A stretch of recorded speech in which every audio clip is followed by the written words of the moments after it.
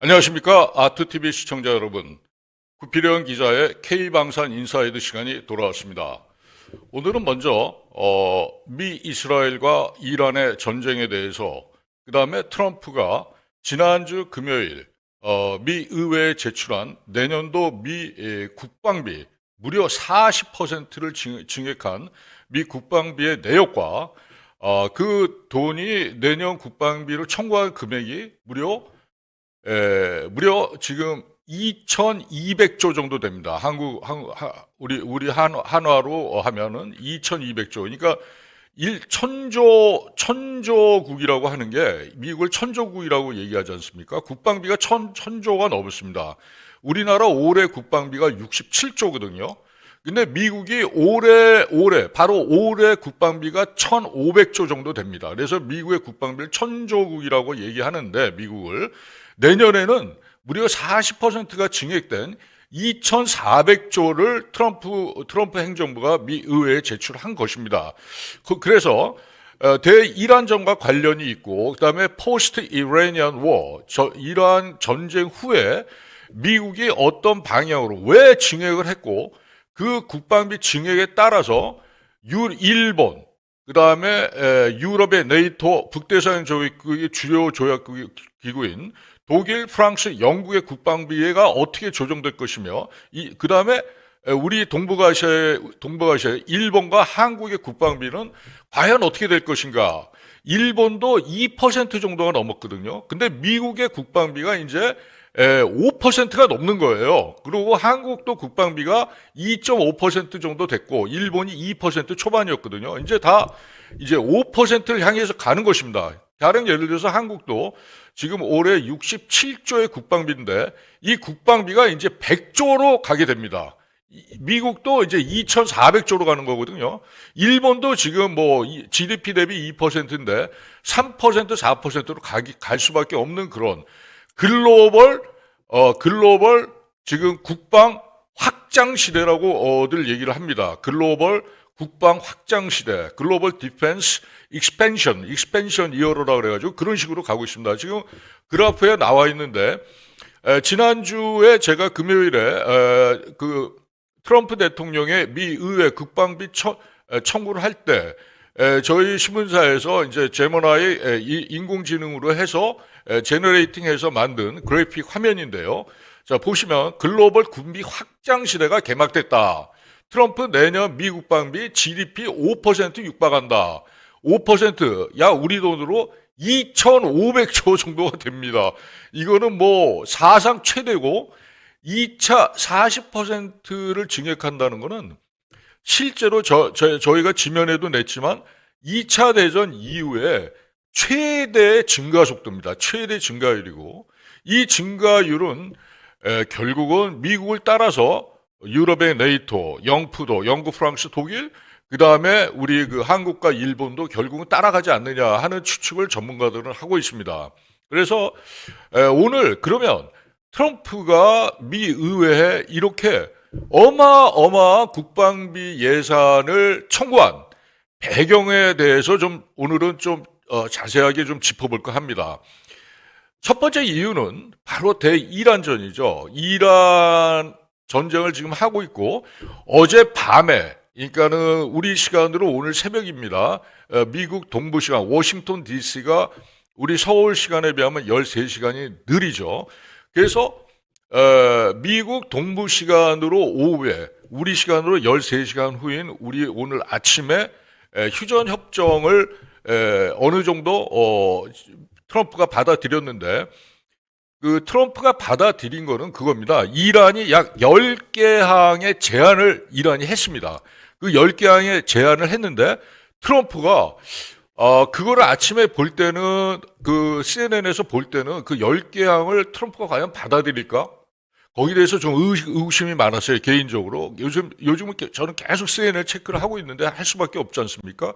계속 기사에 나오고 기사에 반영을 해야 되거든요. 그래서 계속 하고 있는데, 이란이 제시한 10가지 항을 만약에 트럼프가 우리 한국 시간으로 오늘 오전, 그러니까 우리 국장이죠. 우리 코스닥하고 코스피, 이게 만약에 트럼프가 받아들이지 않았다면 오늘 사이드카 발령까지 굉장히 가파르게 증시가 상승을 했는데 그 반대가 됐을 거예요. 그러니까 우리 주식 투자자들은 만약에 트럼프가 오늘 오전에, 한국 시간은 오늘 오전에 만약에 트럼프가 이란의 10개 항을 받아들이지 않았다면 지옥의 장이 펼쳐졌을 겁니다. 그러나 트럼프가 이 이란이 제시한 10개 항에 대해서 받아들인다는 말은 정확히 안 했지만은 숙고하고 어느 정도 일리가 있다 이런 식까지 얘기를 했어요. 정확한 워딩이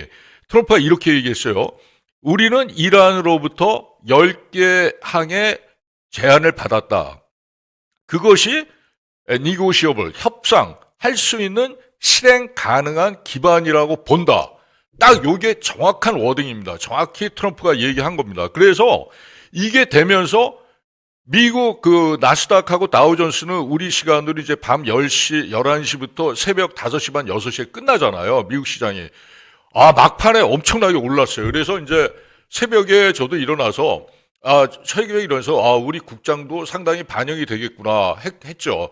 역시나 엄청나게 국장이 많이 올랐습니다.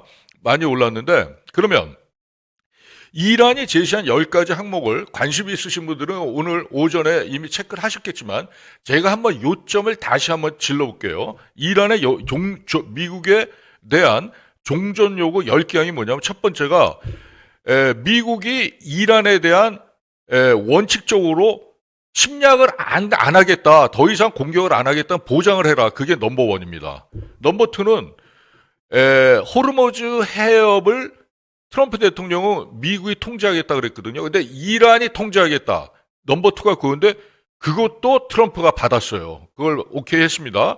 세 번째는 뭐냐면 이란이 평화적 목적의 우라늄을 농축하는 거를 받아들여달라, 수용해달라. 그게 넘버 3번째였는데 그것도 트럼프 대통령이 받았어요. 우라늄 농축이 뭡니까? 우라늄 농축을 70% 이상 되면 바로 핵무기를 만들 수가 있는 거예요. 핵무기를 만들 수 있는 건데 아마 요거는 좀 디테일한 사항을 추가로 이제 취재를 해봐야 되겠지만 아마 저농축 LEU라고 그러거든요. Low Enriched Uranium. 그래서 저농축 우라늄은 사실상 이 군용으로 전용이 불가능합니다. 우리가 제가 2부 때 말씀드리겠지만 우리가 프랑스로부터 지난주 4월 2일 프랑스 마크롱 대통령이 왔을 때 우리 한국 수력 원자력하고 프랑스의 오르노 원자력 회사하고 MOU를 포괄적 MOU를 맺었지 않습니까? 그게 고농축 우라늄 농축이 아니라 저농축 우라늄 농축이에요. 프랑스의 핵 잠수함이 저농축 우라늄을 쓰거든요. 근데 그거는 잠수함의 가동, 오퍼레이팅, 고거 오퍼레이팅만 가능하지 그걸 폭탄으로 전용을 할 수 있는 그런 농축 우라늄이 아닙니다. 그러니까 이란도 아마 제가 100% 아직 확인을 안 했는데 100% 확인 아직 안 나오고 있는데 그게 나오자마자 이제 말씀드리겠지만 기사를 쓰겠지만 우라늄을 이란이 농축하는 걸 미국이 수용해달라는데 트럼프가 전향적으로 받아들였습니다. 이건 진짜 이걸 받아들일까 했는데 받아들였어요. 그게 세 번째고 네 번째는 뭐냐면 이란에 대해서 지난 50년간 미국이 경제 제재를 했거든요. 근데 1차 경제 제재를 해제시켜달라 했는데 트럼프가 거기에 대해서 아직까지 이게 1, 2, 3 사항을 다 수용한 건 아닌데 고려하겠다. 바람직하게 고려하겠다고 했어요. 오늘 한국 시간으로 오늘 새벽에. 그게 네 번째 아닙니다. 이게 1, 2, 3, 4가 이게 전부 트럼프가 안 받을 건데 트럼프가 의외로 받아들인 겁니다. 그래가지고 이게 완전히 뒤집어졌어요. 미국 나스닥 다우존스하고 한국 코스닥하고 코스피 시장이 완전히 뒤집어진 거죠. 그 다음에 다섯 번째가 이란의 기관과 거래하는 외국 기관에 대한 어떤 미국이나 서방 측의 2차 경제 제재를 완전히 해제시켜달라. 이것도 트럼프가 받았습니다. 이 얘기는 뭐냐면 러시아나 중국이 이란과 많이 협조를 하지 않습니까? 그래서 이란의 어떤 정유라든가 석유 정제라든가 이란의 수출입 같은 걸 러시아하고 특히 중국이 많이 하고 있는데 중국의 그런 이란과 지금 거래하고 있는 회사를 미국하고 유럽에서 제재를 가하고 있거든요. 그거를 일단 해제시켜달라는데 트럼프가 거기에 대해서도 오케이 했어요. 대단히 이례적입니다. 어쨌든 오케이 했습니다. 그 다음에 여섯 번째 항이 뭐냐면, 이란에 대해서 지난 한 50년간 유나이티드 네이션, 유엔에서, 유엔의 안전보장이사회 5개국이죠. 5개국에서, 이란에 대한 모든 그 경제, 어떤 조치를 하고 있지 않습니까? 정치나 경제.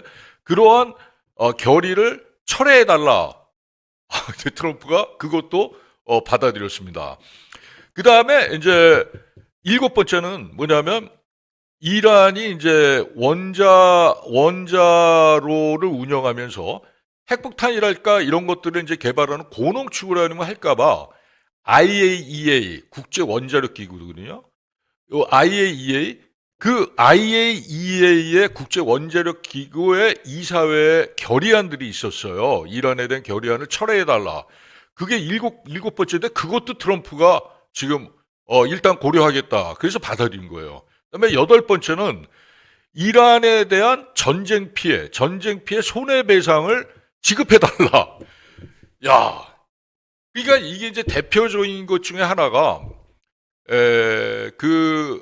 미국이 이제 2월 28일 전격적인 공습을 단행하고 일주일 사이에 엄청난 폭격을 단행했는데 그 중에서 오폭이라고 이제 양측이 지금 미국과 이스라엘, 그 다음에 이란 측이 지금 주장이 엇갈리고 있는데 일단 그게 오폭이라고 이란이 주장하고 있는 데가 뭐냐면 그 초등학교에 폭격을 해가지고 안타깝게도 많은 그 어린 학생들이 사망을 했어요.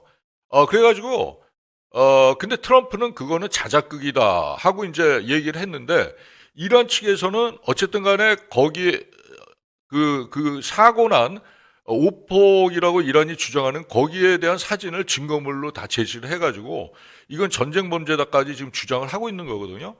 근데 어쨌든 이 미국과 이스라엘은 우리 정보와 인텔리전스 첩보에 의하면 그리고 우리는 그 highly precise strike 굉장히 고정밀 폭격을 했기 때문에 그럴 수가 없다 이렇게 지금 주장을 하고 있기 때문에 제 생각에는 휴전이 성립이 이제 되고 아마 오늘 오전에 한국 시간으로 오늘 오전에 트럼프가 받아들였으니까 제 생각에는 아마 다음 주나 금주 말이나 다음 주 정도에 그 아마 그 현장 이란이 주장하는 그 오폭 현장을 아마 그 관계자들, 미국, 특히 이스라엘은 못 갈 거고, 미국 측하고, 그 적십자사, 이런 쪽에서 합쳐가지고 아마 거기 현장을 실사를 갈 것 같아요. 그래서 그렇게 되면은 아마 이란이 여덟 번째로 미국에 요구하고 있는 전쟁 피해 손해배상 청구에 대해서 아마 그 어느 정도 합의를 보지 않을까. 그게 만약에 미국에서 받아들여지게 된다면. 근데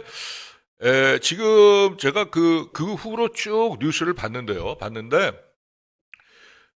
트럼프 대통령이 그건, 니네 이란의 자작극이라고 얘기를 딱 한 번뿐이 안 했어요, 사실은. 한 번뿐이 안 했고, 만약에 그게 CIA의 그 에이전트들이 거기 테헤란이 많이 나가 있거든요. 그거 많이 나가 있는데, 물론 이제 이스라엘의 첩보기관인, 모사드 쪽의 요원들이 많이 나가 있고, 그 정보원들이 거기 많이 배치돼가지고 봤을 거예요. 근데 제 생각에는 아마 이란 주장이 좀 맞는 거 아닌가 하는 생각이 좀 들어요. 만약 그렇다 그러면 미국 측에서는 아마 거기에 대한 보상을 하지 않겠는가. 근데 그게 사인이 되게 중요한 게 만약에 미국 측에서 그걸 보상에 합의를 한다 그러면은 그 상당히 미 이스라엘하고 이란 전쟁이 이 미국이 빠져나오기 상당히 쉬운 상황이 될 겁니다. 그게 아마 전초 단계로 그게 하나의 조그만 어떤 그 사인이 될 거라고 저는 보고 있는데 그게 그 미국이 이란 전쟁으로 또 빠져나올 그 첫 번째 단초가 저는 그거라고 봐요. 그거라고 보고 그거를 전쟁 보상에 어느 합의를 하고 그다음에 그 피해 어린이들에 대한 어린이 가족들이라든가 그다음에 거기에 대한 이러한 교육부라든가 여기에 대한 이제 전쟁 보상, 피해 보상 복구라든가 그런 것들을 하면 미국이 아마 어떻게 보면은 어떻게 보면 승자로서 여유를 갖고 빠져나올 수 있는 단초가 제공되지 않느냐 그런 생각이 들고 그 다음에 이제 아홉 번째로는 지역 내 미국 전투부대를 철수해라 이렇게 이제 얘기가 나왔는데 그 얘기는 뭐냐면 이게 좀 더 굉장히 애매모호한 상황이 뭐냐면 이란의 그 홍해바다하고 이제 그 호르무즈 해협 쪽에 맞은편에 카타르, 아랍에미레이트, 오만, 위쪽으로는 쿠웨이트 이렇게 있지 않습니까? 가운데 이제 사우디아라비아가 쫙 있는데 거기에 미군 기지가 상당히 많습니다. 열 몇 개가 있어요. 이라크에도 미군 기지가 있고 시리아에도 기지가 있거든요. 근데 지금 아홉 번째 그 워딩 자체로 지역 내 미군 전투부대를 철수해라는 얘기인데 그게 어느 범위까지인지는 아직까지 명확하지 않습니다. 그래서 이거는 일단 오늘 오전에 들어온 내용을 갖고 CNN 보도를 갖고 지금 말씀을 드리기 때문에 이제 오늘 오후서부터 계속 디테일한 사항이 업데이트가 될 겁니다. 중요한 거는 이런 1, 2, 3, 4, 5, 6, 7, 8, 9 그 다음에 마지막에 헤즈볼라 이스라엘 충돌 포함해서 레바논 내에 있는 모든 전선에서 휴전을 같이 하자 이렇게 얘기가 나왔는데 이거는 뭐 이스라엘이나 미국이 거부할 이유는 없는 거죠. 그래서 총 10가지인데 이 사항에서 사실 트럼프가 그동안 주장했던 거에 한 5, 6가지는 도저히 받아들이기 어렵다고 판단이 되는 트럼프가 주장했던 거에 반대되는 상황이거든요. 근데 그게 트럼프가 휴전의 협상에 응했다는 거는 일단은 뭐 굉장히 고무적인 것이고 미국이 지금 빠져나올 수 있는 지금 중간에 빠져나올 수 있는 큰 호기가 되지 않았나 그런 생각이 듭니다. 그래서 앞으로 그리고 이스라엘도 그 2주간 휴전에 합의를 했어요.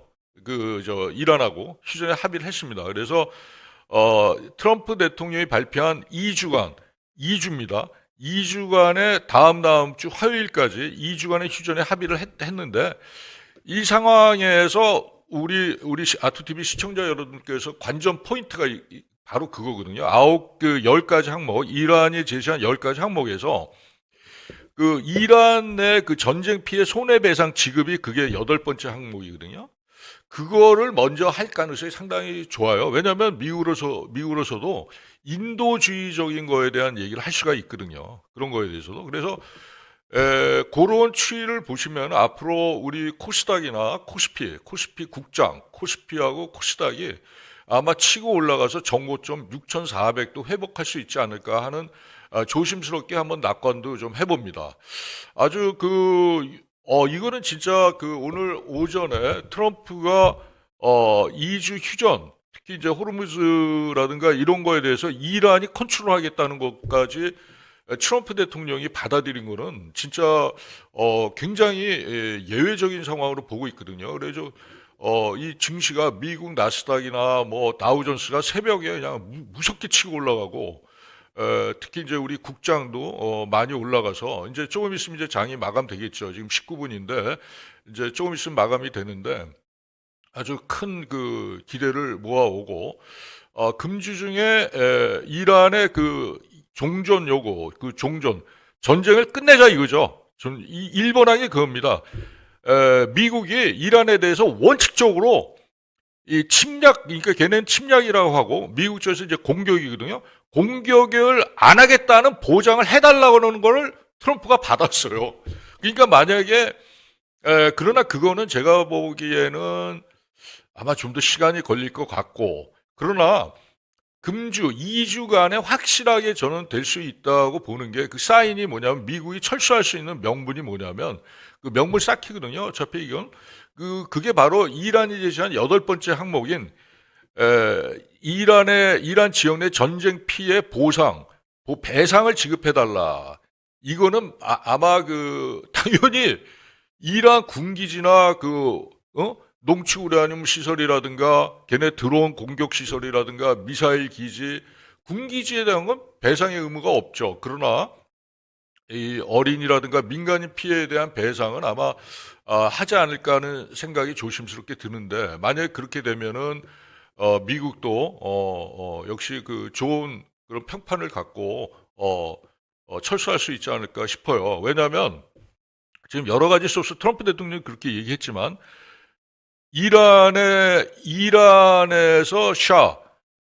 예전에 79년도 그 샤 혁명 그 해서 호메이니가 들어서면서 79년도 이란에서 많이들 유럽하고 미국으로 많이 도망갔어요. 그 이란에 있는 많은 그 어떤 그 민주주의 세력들이 많이 그쪽으로 많이 피난을 갔거든요. 근데 그 사람들은 전쟁을 계속 하길 사실을 원해요. 그 이란인들로 지금 영국하고 스웨덴, 특히 스웨덴에 많은데 제가 런던에서 12년을 살았는데 그때도 일을 할 때 보면은 이란 친구들이 스웨덴에서 많이 영국에 와서도 또 공부도 하고 일도 하고 그랬거든요. 그래서 의외로 이란인들이 많더라고요, 런던에. 보니까 그게 그때 이제 다 피난 나온 사람들이고, 그래서 그 사람들은 지금 이 여러 가지 매체를 보면 런던의 더 타임스라든가, 그다음에 파리에도 상당히 이란 그 교포들이 많이 있습니다. 파리에도.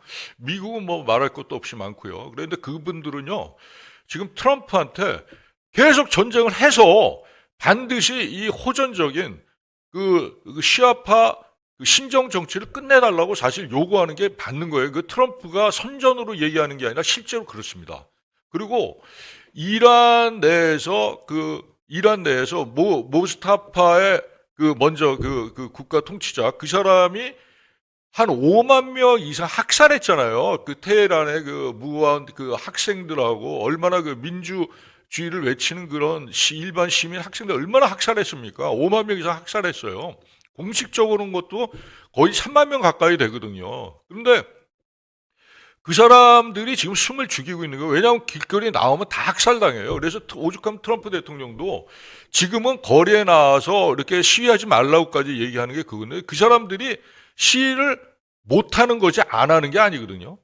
그래서 결국은 휴전이 되고 아마 시간이 좀 지나고 나면 다시 아마 그런 세력들이 결집을 해서 이란이 궁극적으로 이러한 강력한 어떤 신정 정치 지금 일부 미국이나 유럽 매체에서는 제2의 북한이 되는 거 아니냐까지도 이제 그렇게 나왔는데 저는 그러리라고 보진 않아요. 북한하고는 이란은 틀리죠. 이란은 이미 상당 기간 자본주의 그 시장의 맛을 봤기 때문에 그리고 해외에 엄청나게 많은 그런 네트워크를 갖고 있어요. 이런 사람들이. 그래서 절대 그거는 좀 너무 과장된 거라고 생각을 하고요. 저는 가능성은 그건 뭐 제로라고 봅니다. 일고도 고려할 가치가 없는 얘기고요. 결국 이란이 언제 다시 미국과 이렇게 다시 이제 예전 79년도 이전처럼 그렇게 좋은 관계로 자본주의 사회, 시장 경제로 돌아올 수 있느냐. 그건 저는 시간 문제라고 봐요. 왜냐하면 이번에 그런 신정 체제가 완전히 한번 크랙이 크게 난 겁니다. 한번 왕창 뽀개졌어요. 미국이 이걸 뽀갠 겁니다. 그래서 그리고 우리 시청자 여러분들께서 이제 참고로 좀 조금만 더 말씀드리자면 이란은요 두 개의 대규모 군대가 있어요. 하나는 이란의 육해공군 정규군이 있고 또 하나는 이슬람 혁명 수비대가 있습니다. 이슬람 혁명 수비대 병력은 이란 정규군이 더 많아요. 지금 추산이 22만에서 거의 30만까지도 된다는 얘기가 있어요. 어떤 통계는 20만 정도밖에 안 된다. 그동안 30년간 많이 40년간 많이 축소됐다는 얘기도 있는데 CIA 팩트북이나 이런 데 보면 한 3만 정도로 보고 있더라고요. 그다음에 이슬람 혁명 수비대는 12만에서 15만 정도 보고 있는데 오히려 저는 이슬람 혁명 수비대는 그동안 이란에서 전폭적인 그 정규군보다는 이슬람 혁명 수비대에 지원을 했기 때문에 15만 정도로 보고 있거든요. 근데 어쨌든 간에 절대적인 수로는 이란은 정규군이 더 많습니다. 육해공은 정규군이 더 많은데 지금 미국하고 싸우는 주 세력은 당연히 이슬람 혁명 수비대입니다. 걔네가 이슬람 혁명 수비대가 지금 그 후투 반군, 그게 시아파거든요. 이란이 시아파의 종주국 아닙니까? 사우디가 수니파의 종주국이고, 시아파, 그 시트라고 그래요. 영어로 시트. 그러니까 발음을 이제 좀 잘해야 되는데, 그 시트, 그러니까 시아파가 시리아, 이라크 이쪽에 다 나가 있어요. 그 다음에 이제 후투, 남예멘의 후투도 나가 있어가지고, 후티죠. 후티족이 나가 있어가지고 그 애들이 이 홍해 바다도 호르무즈 해협이 양쪽이 있지 않습니까? 사우디아라비아 반도에서 양쪽을 지금 뭐 막으려고 하는 건데 제가 이집트에 한 5년간 있었기 때문에 그 홍해 바다에 대해서 여러 번 가보고 어느 정도는 아는데요. 양쪽을 막으면 세계 경제 끝장나는 거예요. 그게. 그렇지만은 후티 반군이 그 맨 남단 사우디 남단에 있거든요. 걔네가 생각보다 저는 굉장히 그 걔네가 센 줄 알았는데 생각보다 안 세더라고요. 결국은 홍해 바다 끝을 막질 못했어요.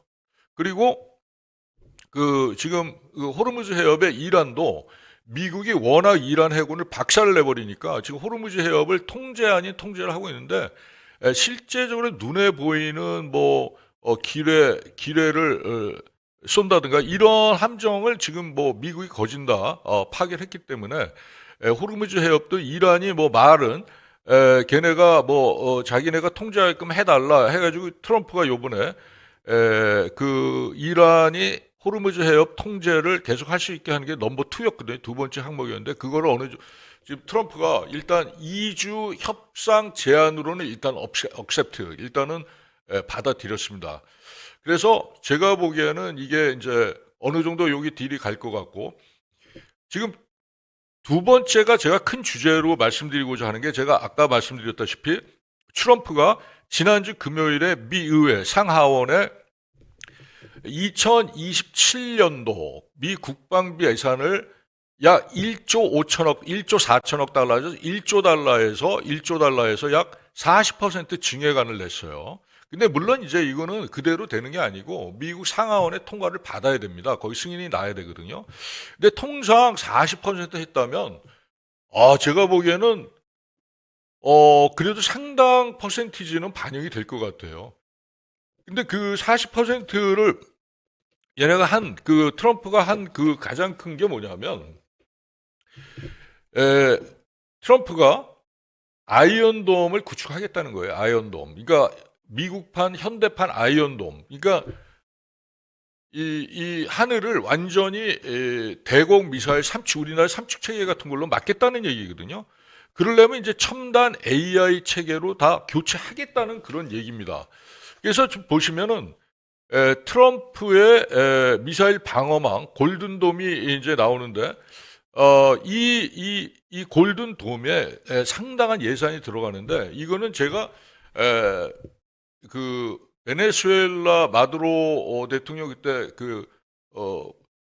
공격 때부터 지금 우크라이나 이제 오늘까지 계속 지금 이란전까지 말씀드린 하나의 쭉 그 일관된 선이 있는 게 바로 팔란티아하고 일론 머스크의 스페이스 X, 그 다음에 클로드, 이 인공지능에 의한 소프트웨어 무기체계, 인공지능 무기체계로 완전히 교체하겠다는 거예요. 그 예산을 쓰겠다는 겁니다, 지금. 그러니까 벌써 미국은 엄청나게 이걸 쓰고 있는데, 내년부터는 엄청난 예산을 들이부어가지고, 그러한 인공지능 무기체계, 아예 이제 모든 걸 인공지능 무기체계로 바꾸겠다는 거예요. 지금. 자, 이란전 한번 보세요. 그 다음에 그 전에 있었던 베네수엘라 공격도도 보시고, 우크라이나전도 보시면 공통적인 게 지금 이란전까지 미국의 지상군이 전혀 파견이 안 되고 있는 상황입니다. 그러면 우리 시청자 여러분, 아니, 구기자, 그거 무슨 소리야? 지금, 이란전에서 그 조종사 구출하려고, 특수부대 병력도 수백 명 파견됐잖아. 그 지상군 아직은 뭐야? 예, 맞습니다. 그러나 제 얘기는 뭐냐면, 지상전이란 거는 뭐냐면, 제가 말씀드린 지상전은 본격적으로 사단 규모가 직접 공격해서 들어가는 거거든요. 그런 게 미국은 지금 하나도 없어요. 그러니까, 중동도 거기에 대해서 그러니까 이란에 대해서 대포위로 이렇게 미군 기지가 있는 거지. 쿠웨이트로부터 이렇게 쭉 기지만 있는 거지. 실제로 미국 지상군이 아직까지 뭐 이렇게 가고 있지는 않아요. 그러니까 이란을 이렇게 포위하고 있는 게 시리아, 이라크, 사우디, 카타르, 아랍에미레이트, 오만 이렇게 쭉 싸고 있지 않습니까? 근데 거기에 미군 기지가 공군이랄지 아니면 이렇게 그다음에 미 7함대하고 3함대에서 거기서 5만 밖에 외부에서 계속 크루즈 미사일이라든가 미사일 탄도탄 공격만 하고 있지 미 지상군은 들어가지 않고 있어요. 그래서 이러한 상황에서 트럼프 대통령은 이제 그 미 지상군의 동원보다는, 왜냐하면 지상군이 동원돼서 만약에 미군이 사상자가 난다 그러면 트럼프도 이게 쉽지가 않은 거예요. 물론 이제 11월 초, 올해 11월 초에 중간 선거도 있지만 우리 언론에서는 거기에 상당히 중점을 두고 있더군요. 그 트럼프가 그것 때문에 많은 다른 정책을 시행하지 못하고 있다고 이렇게 얘기하는데, 저는 조금 다른 관점에서 봐요. 왜냐하면 역사적으로 봐도요, 공화당이 대통령으로 집권하고 있을 때 그때 일어나는 그 중간 선거에서는 집권당에서 승리를 한 번도 한 적이 없어요. 미국 역사상 거의 없어요. 제가 아는 한은 최근 뭐 한 몇십 년간은 2차 대전 이후로. 그래서 제가 생각에는 지금은 뭐 겨우 한 3, 4석, 1, 2석 차이로 상하원에서 지금 트럼프의 공화당이 약간 앞서고 있는데, 중간 선거에서는 민주당이 이길 확률이 너무나 크죠, 사실. 근데 그거는 트럼프가 정치를 못해서 그렇다기보다는 미국 유권자들은 중간 선거에서 집권당에 대해서 그렇게 두 가지 다 그렇게 파워를 주지는 않는 것 같아요. 그런 면에서 이제 말씀을 드리는 겁니다. 미국의 경우입니다. 근데 이제 요번에 이렇게 그 트럼프가 엄청난 그 내년 국방비 예산을 했는데, 그 예산을 좀 보면서 제가 말씀드릴 수 있는 게 뭐냐면, 아까 이제 우리 그 유튜브 시작하자마자 제가 말씀드린 게, 트럼프가 그런 엄청난 그 국방비를 청구하면서 이제 결국은 미 동맹국들한테도 GDP 5%에 대한 그러한 요구를 할 거다, 이렇게 지금 말씀을 드렸는데, 지금 이제 화면에 이제 우리나라 한국의 국방 예산 전망이 지금 나오고 있지 않습니까? 이 예산을 보면은 맨 그 밑에 가장 그 높이가 낮은 게 2025년도 우리 GDP 대비 국방비입니다. 약 2.32%죠. 그리고 올해가 지금 이제 66조 7천억입니다. 올해 국방비가 66조 7천억, 약 2.4% 정도가 됩니다. 근데 미국은 이미 3.5%가 넘었어요. 그래서 트럼프가 우리한테 요구하는 게 뭐냐면, 맨 우측에 보면 제일 높은 그래프 있지 않습니까? 우리 GDP 작년 GDP 대비 5%는 132조 원이에요. 그러니까 무려 올해 66조 7천억의 2배가 넘는 거죠. 그걸 요구하는 겁니다. 근데 미국도 지금 이미 우리가 올해 66조 7천억인데 올해 미 국방비가 1,500조가 넘습니다. 그러니까 뭐 이거는 뭐 어떻게 몇 배인지도 모르겠어요. 하도 많아가지고. 근데 지금 우리가 트럼프 행정부가 요구한 우리 GDP의 5% 하면 132조 원이 되거든요. 근데 이 그래프로 보면은 이미 우리 국방부, 우리 정부의 국방 중기 계획에 우리 방위비 예산이 어느 정도 저렇게 이미 예상이 나와 있습니다. 근데 요거는 우리가 한미 동맹에서 어느 정도 이 정도를 쓸 거다 하고 미국에 통보를 한 거예요. 그래서 이게 플러스 마이너스 2, 3%는 1, 2% 정도는 플러스 마이너스 0.1에서 0.5%는 된다 하더라도 크게 변화는 안 되는데, 이 중요한 포인트는 뭐냐면 2029년도 우리 GDP 대비 국방비가 3% 초라는 거예요. 과연 트럼프가 이거를 받아들일 것인가? 그러니까 올해 이제 미 의회에서 미 국방비 저번 주 4월 초에 제시한 미 국방비 1조 4천억 달러를 미 의회 상원에서 심의를 하는데, 이게 미 GDP의 5%거든요. 근데 걔네가 일단 통과가 되면은 한국하고 일본, 그 다음에 유럽의 네이토, 북대서양 조약기구의 영프도, 영국, 프랑스, 독일에 대해서 과연 얘네가 지금 쓰는 요 정도 그 국방비 GDP 퍼센트를 과연 미국이 놔둘까? 저는 상당히 의심이 돼요. 그래서 한국도 아마 준비를 해야 되지 않느냐 그런 생각이 듭니다. 그래서 아까도 제가 이제 말씀드린 게 뭐냐면 저는 앞으로는 이미 그 시대에 접어들었어요. 글로벌하게 지금 국방 확장 시대에 돌입을 한 겁니다. 자, 시청자 여러분, 만약에 가정을 해봅시다. 만약에 우리 아트 시청자 여러분, 국장이나 미국장, 미장이나 국장, 우리 국내 코스피나 코스닥에 투자를 하신다면 어디다 투자를 하시겠습니까? 향후 우리 국방비 아까 그래프도 보셨지만은 아까 지나간 그거 좀 뒤로 돌아오셔가지고 요 생방 끝난 다음에 보시면 됩니다. 계속 올라가거든요. 우리 국방비가. 근데 중요한 포인트가 있어요. 지난 2020년 전까지는 우리 국방비의 상당액이 인건비입니다.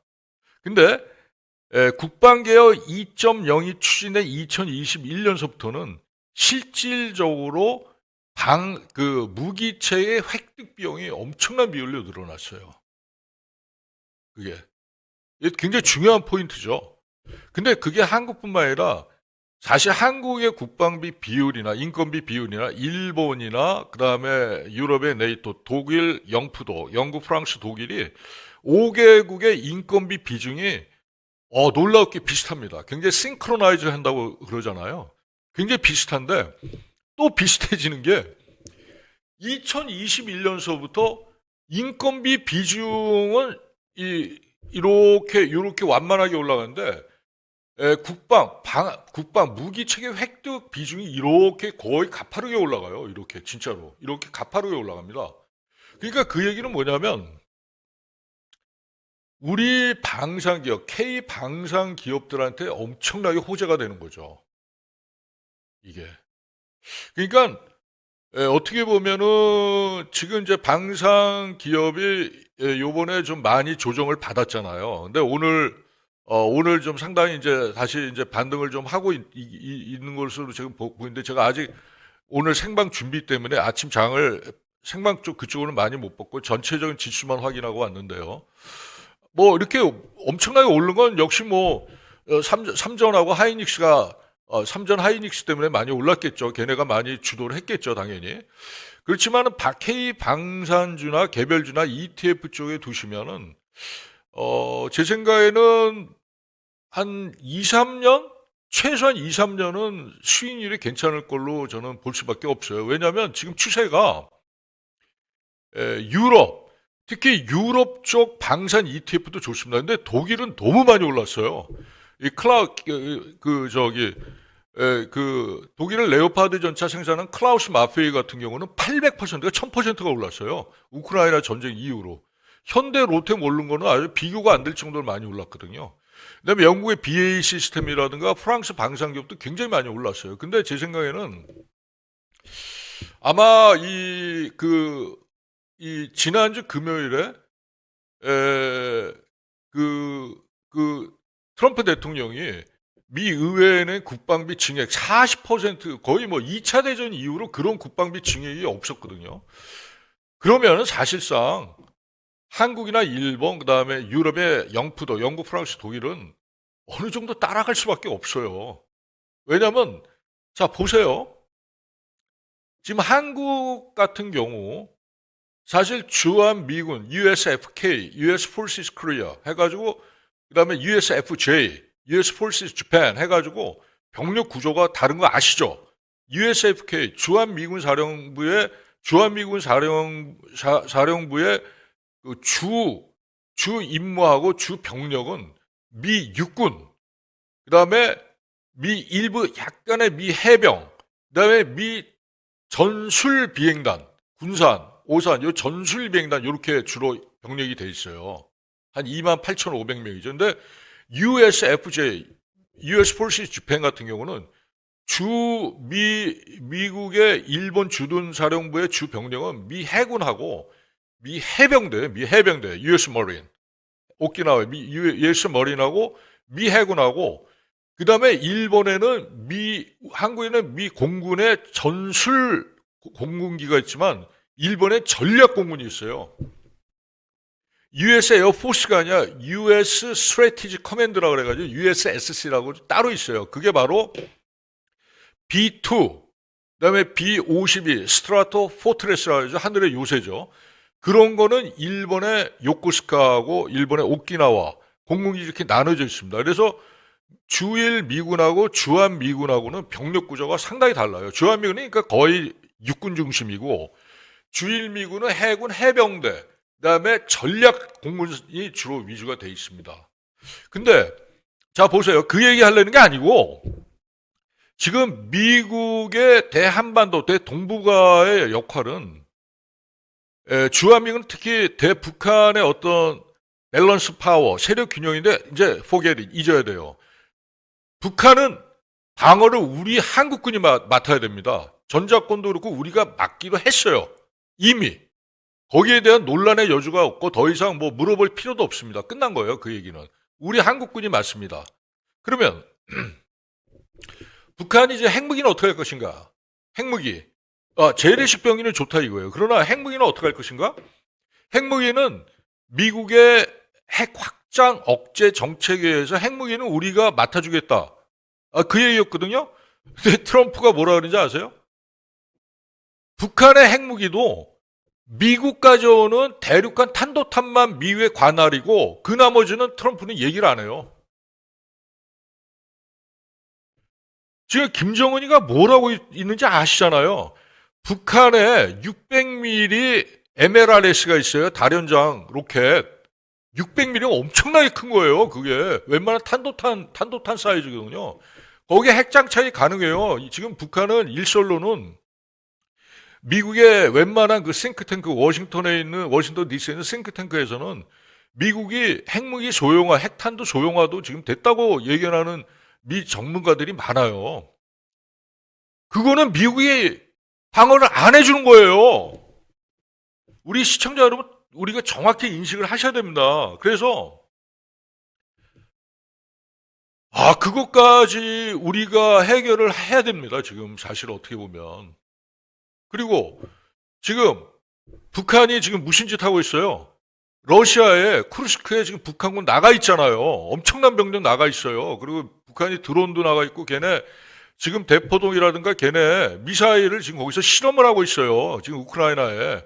그래서 우크라이나 사람들이, 우크라이나 군 정보부에서 지금 북한은 이렇게 러시아군을 도와서 우리 우크라이나를 이렇게 침략하고 엄청나게 괴롭히는데 왜 사우스 코리아는 우리를 안 도와주냐, 이렇게 이제 겉으로는 그렇게 나오죠. 사실 우리가 많이 도와주지 않습니까?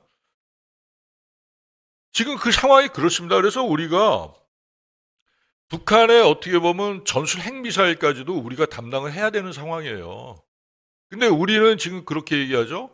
현무가 있어서 북한의 소형 핵에 대해서 우리가 억지력이 있다? 말이 되는 소리예요, 그게. 말이 되는 소리냐고요. 북한의 핵무기, 소형 핵무기도요, 일본의 나가사키나 히로시마에 떠는 20킬로톤보다 훨씬 한 5배, 10배 큰 거예요, 소형 핵무기도. 지금 하도 기술이 발달돼서. 히로시마, 나가사키 20킬로톤짜리 원자탄이거든요. 그거 한 방에 도시가 날아갔잖아요. 제가 지난주에 제가 만나는 많은 취재원들이 있는데, 그 중에 한 분이 화생방에서 장군까지 한 사람하고 지난주 만나서 얘기를 해봤는데, 그분이 핵에 대한 시뮬레이션 했어요.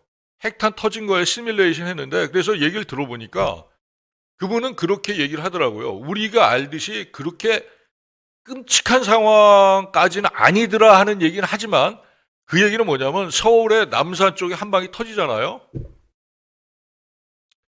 그러면 우리 서울 시민이 몇만 명이야? 900만 정도 되잖아요. 그 사람들은 거의 자는 인구예요. 그 중에 저도 이제 거기서 살고. 300만 이상이 죽는다 그러면 뭐 그분은 군사적인 입장에서 뭐 900만이 다 죽는 거 아니니까 그렇게 크지 않더라 그렇게 얘기를 할 수 있겠죠. 상상이 안 되는 숫자 아닙니까? 핵탄이 터진다는 것 자체가. 핵탄을 우리가 재래식 병기는 막을 수 있어요. 현무가 10발, 20발 있어도 걔네 소형 핵무기보다 위력이 적은 거예요. 우리가 무슨 미국의 글로벌 워파워 지수에서 한국이 북한이 20몇이고 우리가 5위? 그게 말이 되는 숫자입니까? 그게 말이 안 되는 숫자예요. 방법은 눈에는 눈, 이에는 이입니다. 가장 북한의 핵에 대해서 억지력을 가질 수 있는 거는 우리가 상응하는 그러한 체계를 갖고 있어야 돼요. 그 말씀을 저희가 몇 번 드리고 있잖아요. 지지난주에서 정성장 세종연구소 부소장 나와가지고 마크롱 프랑스 대통령이 와가지고 한 게 뭡니까? 그 사람이 한국하고 프랑스하고 전반적인 핵 연료 주기에 대한 포괄적 MOU를 맺었거든요. 사실 오늘 2부에서 말씀드릴 내용인데 좀 시작을 할게요. 미국이 러시아가 세계 핵 처리에서 러시아가 1위입니다. 걔네가 50% 넘게 하고 프랑스의 오라노라고 하는 핵연료 회사가 재처리 캐파 전 세계 2위를 하고 있거든요. 근데 우리나라가 지금 핵 방사능을 우리나라 그 핵발전에서 나오는 찌꺼기 있잖아요. 그 핵 찌꺼기가 지금 2030년도 한 4, 5년뿐이 안 남았어요. 여기는 포화 상태가 돼요. 더 이상 이제 우리가 둘 데가 없어요. 그러면 어떻게 되냐면 그걸 쫙 농축을 시켜가지고 이 방만한 거, 이 스튜디오만한 거를 이렇게 줄여버립니다. 그 농축을 우리가 이제 해야 돼요. 해야 되는데 지난 10월 말에 경주 에이펙에서 우리 정부에서 트럼프 대통령한테 요구를 했죠. 이재명 대통령이 요구를 해서 트럼프한테 승낙을 받았어요. 우리가 허가를 받았습니다. 그러니까 그걸 받아야 돼요. 왜냐하면 IAEA 핵 에너지 그 조약 기구에 의해서 우리가 엄격한 통제를 받습니다. 요번에도 그 이란이 미국에 요구한 국제 원자력 기구 IAEA의 이사회 결의안을 철회해달라. 우리나라는 아직 그 결의안이 없죠. 왜냐하면 우리가 핵무기 개발하지 않았기 때문에 그 시도를 안 했기 때문에 옛날에 했다가 IAEA로부터 우리가 그 상당한 이사회에서 우리가 그 제재를 받았는데 잠깐 받았다가 풀렸습니다. 그래서 IAEA는 한국을 항상 주시하고 있어요. 우리가 핵무기 개발하냐 안 하냐 주시를 하고 있고 특히 미국 정부의 에너지부에서도 굉장히 주시를 하고 있어요. 한국이 핵무기를 개발하냐 안 하냐. 그래서 우리가 지난 10월 말 진짜 획기적인 것을 트럼프 대통령이 그 오케이 사인을 냈지 않습니까? 우리나라 핵잠수함하고 그다음에 핵잠수함도 허락을 받았고 그다음에 두 번째는 허락이라는 용어가 좀 그렇긴 하지만 어쨌든 간에 핵잠수함 제조에 대한 원칙적인 동의를 받았고 그다음에 핵연료 재처리에 대한 어느 정도 원칙적인 동의를 받았어요. 왜냐하면 2030 우리는 평화적으로 쓰고 있잖아요. 근데 그 핵연료 찌꺼기가 너무너무 과포화 상태가 된 거예요. 이제 4년만 지나면 이제 포화 상태 돼가지고 이제 큰일입니다. 근데 그래서 재처리 우리가 농축을 해야 된다. 해야 되는데 그게 70%가 넘으면 이제 군용으로 핵폭탄을 만들 수 있는 워헤드, 핵탄두를 그걸 만들 수가 있거든요. 우리나라는 충분히 그걸 만들 수 있는 사실은 캐파가 돼요.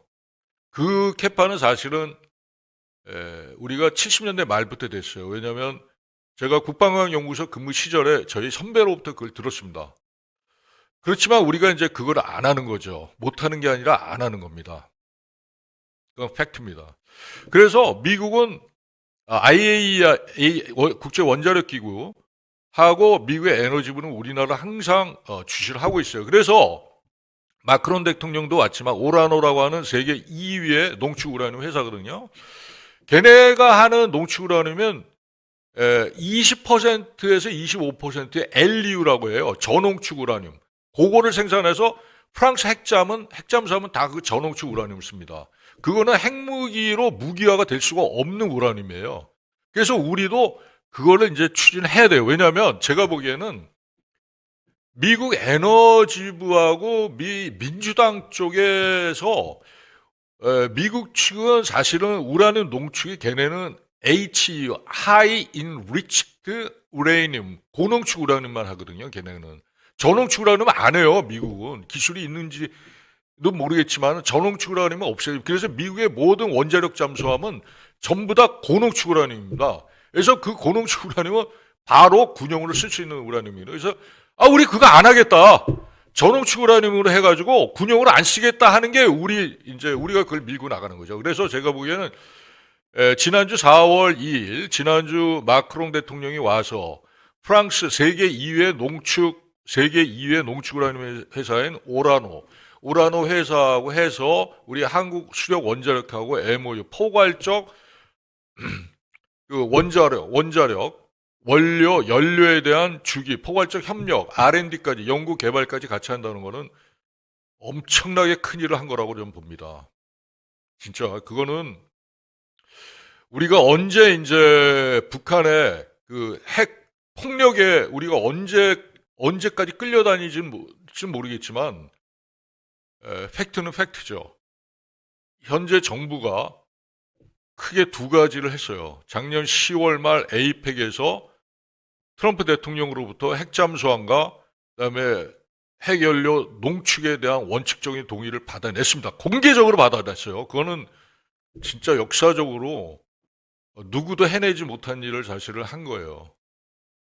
그 다음에 두 번째는 요번에 마크롱 대통령 방한 때 고농축이 아니지만은 고농축은 현실적으로 불가능합니다. 진짜 제가 이 분야에 있기 때문에 우리 아투TV 시청자 여러분께 그 말씀을 드리는 거예요. 저한테 그러실 거예요. 어떤 분은 항의하실 겁니다. 그 분야의 전문가분들 야 전홍축 우라늄 받아서 뭐하냐 이렇게 말씀하실 수 있는데 현실적으로 고농축 우라늄은 지금 불가능해요. 지금 우리나라 상황에서. 왜냐하면 79년도 우리가 박정희 대통령께서 핵무기 개발을 하셨던 전력이 있고 거기서 적발됐기 때문에 IAEA 국제원자력기구하고 미 에너지부에서 우리를 요감시 대상 국가예요. 우리나라하고 대만도 그래요. 대만도. 그렇게 돼 있거든요. 그래서 현실적으로 지금은 스텝 바이 스텝으로 우리 목표는 일본이에요. 일본은 지금 고농축 우라늄까지 다 제출해야 합니다. 걔네가 67년도 그걸 미국으로 또 허락을 받은 아주 야근 친구들이죠. 일본은. 그때 그렇게 했어요. 걔네는. 그래서 일본은 고농축 우라늄을 지금 엄청나게 쌓아두고 있는데 그 고농축 우라늄을 중국에서는 그렇게 예상을 하고 있죠. 일본이 만약에 핵폭탄을 만들면 진짜 2, 3년 내에 한 5천 개, 세계 탑3 안에 드는 핵폭탄 국가가 될 수가 있습니다. 일본은 지금 뭔가 ICBM 쏠 수 있는 위성도 이미 다 갖고 있고요. 그 다음에 그 고농축 우라늄, 군사용이 가능한, 바로 전용이 가능한 고농축 우라늄도 일본은 갖고 있습니다. 그러나 걔들은 어떻게 합니까? 일을 조용히 하잖아요. 조용히 해가지고 그거를 이제 이 전문가 집단에서는 뉴클리어 쪽의 전문가 집단은 뉴클리어 스레시홀드 컨트리라고 그래가지고 스레시홀드가 이제 문지방이잖아요. 문턱을 넘는 거죠. 그러니까 일본 같은 경우는 스레시홀드 컨트리, 뉴클리어 스레시홀드 컨트리. 그러니까 문지방을 안 넘고 있는 거예요. 못 넘는 게 아니라 안 넘는 거예요. 일본이 만약에 넘어버리면 3년이 아니라 2년 내에 아마 될 겁니다. 세계 탑3 안에 들어요. 탑3? 왜냐하면 러시아가 이제 워낙 지금 많이 썼기 때문에 그 다음에 탄도탄도 많이 숫자가 적어졌거든요. 그 정도가 일본의 파워입니다. 우리가 일본을 알아야 돼요. 지피지기 백천백승이라고. 그리고 일본하고 저는 어느 정도 협력도 해야 된다고 보는 사람입니다. 개인적으로는. 물론 그건 저 개인적이니까 우리 시청자 여러분께 뭐 제 개인적인 얘기에서 좀 송구스럽습니다만 그렇게 보고 있습니다. 특히 우리의 주 적은 북한입니다.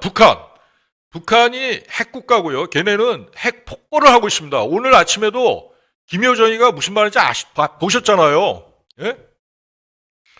얼마나 오만 방자합니까? 우리가 핵이 없어서 그래요. 핵이 없어서. 깔보는 겁니다. 지금. 북한은 우리 재래식 병기에 대한 위력에 대해서 아주 과소평가를 하고 있어요. 사실 평화 시대에는 재래식 병기 파워가 최고죠. 글로벌 포스 파워에서도 우리나라가 5위, 북한이 20몇인 것처럼 그게 아까 제가 말씀드렸지만은 그게 의미가 없진 않아요. 있습니다. 분명히 있습니다. 다만 전제는 뭐냐면 우리가 핵을 가졌을 때 의미가 더 있다는 얘기예요.